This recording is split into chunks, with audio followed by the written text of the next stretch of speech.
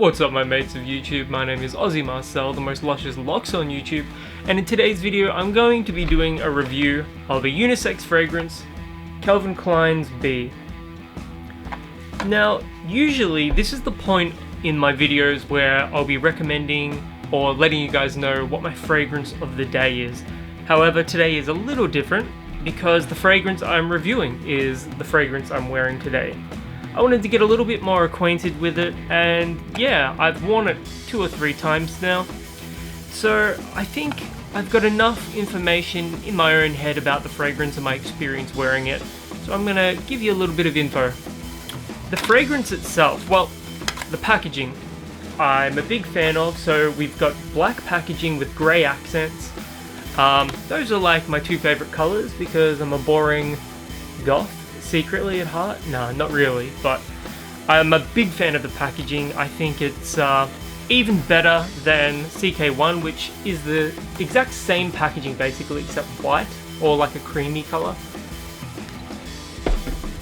And this is 200 ml, it's an Eau de Toilette, and this is, yeah, $40 Australian. The next size down is like the 125 ml, I think. It's either 100 ml or 125 ml, and that's like $30, or you can pay $40 for 200 ml. So obviously the best value is the 200 ml bottle, and they intentionally make it that way so you buy the biggest, most expensive bottle they offer. But that's okay because it's not that much anyway. Like all Calvin Klein fragrances, the fragrance bottle itself actually comes with a cap, and you've got to put the atomizer on yourself.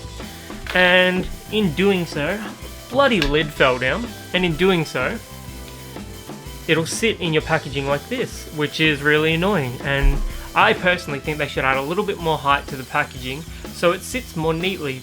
But most people are probably getting rid of the cap, but I don't know, I have this little quirk. I don't want to get rid of the cap, so I don't get rid of the cap. And here's the bottle. I'm a big fan of the aesthetic of this fragrance. I think it's a phenomenal aesthetic. It's just like CK1, except it's blacked out. Huge fan of the look of this one. It's minimalist.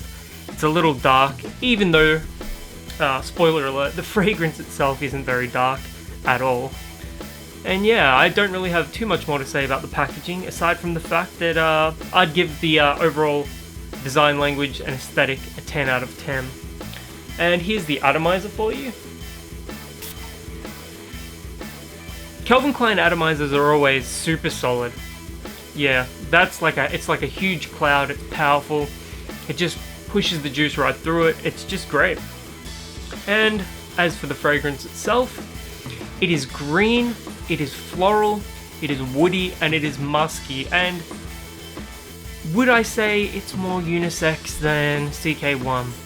I feel like because CK1 is like citrus and woods basically, it's probably more purely unisex, whereas this one is a little different.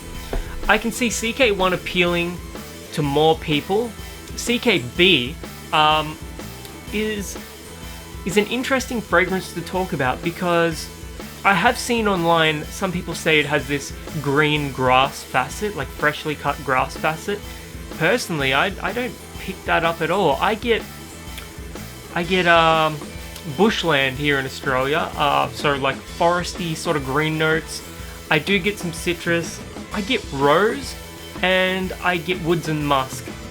It is a unisex fragrance. However, I'm torn as to whether or not I would say it's more masculine or feminine leaning, because I do pick up that huge floral note on my skin at least, and in the air right now after I just sprayed it. That floral note is very pronounced. Like, it's no joke. It is very much there in my opinion. But on the other hand, it is also quite a green and woody fragrance, and those notes in particular I think lean more masculine. So they've done a good job balancing the notes here, because it's not quite masculine and it's not quite feminine. It's an androgynous scent. It's unisex, and anyone could comfortably wear this. Regarding longevity, 5 hours, give or take. It probably lasts a little longer than CK1, so if you were disappointed with the performance of CK1, CKB is a little better, and it still has that slightly CK1-esque citrus vibe in the opening. It is similar to CK1, but it's way more floral and woody, less on the citruses. So yeah, about 5 hours in terms of raw performance here. Nothing special, but it's okay for CK fragrances. What else do I have to say? I really like the scent. I'm a fan of the scent. Do I prefer it more than CK1? Well, I used to absolutely loathe and despise CK1, and it grew to be in my top 10. CKB, I don't know, I could see this replacing CK1 in my lineup. However, it just doesn't have that, it's slightly less fresh, you know? CK1 is a very uplifting fragrance.